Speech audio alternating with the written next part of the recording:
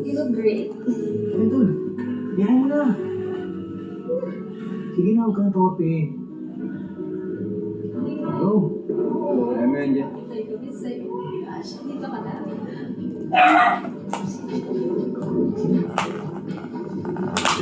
Pwede ba ito may sayaw?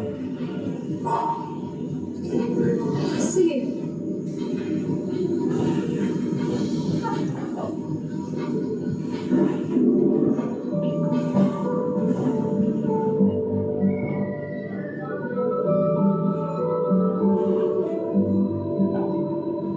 Malinis mo tignan ah.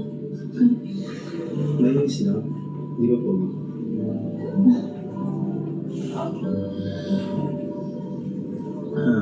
Akala ko hindi ka nag-aarating. Muntik na. Buti na lang nakumbinsi ko si tatay siya si nanay. Sabi ko kasi, huling grand ball naman na to. Ito na yung huling beses na magsasama-sama tayong magkakabatch. Ito. Pwede ba akong magtanong? Ano? Kung isang katulad ko na yung maniligaw sa'yo, may chance.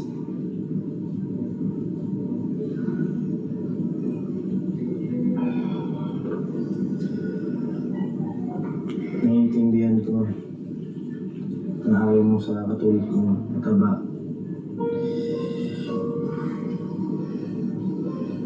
Jeff, kabilin-bilingan kasi ng tatay ko. Huwag ako magpapaligaw hanggat hindi ako nakaka-graduate ng college.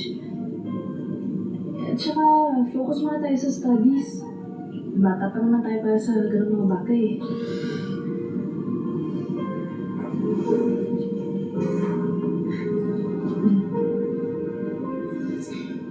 Kinabahan din ako kasi hindi ko alam kung ano yung isasagot ko sa kanya.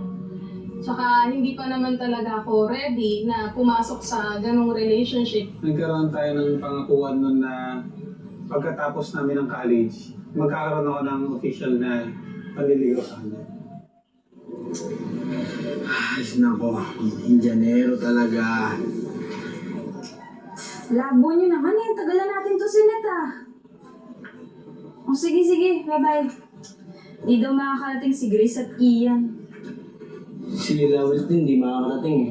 Hindi binigyan ng allowance. Alam mo na, pag walang pasok, anong baon? Ba naman yan? Excited pa naman ako makita kayo. Eh wala na. Pag nag-college tayo, hindi naman tayo pare-pareho ng school eh. Madalang na tayo magkikita-kita. Hayaan mo na. Enjoy na lang.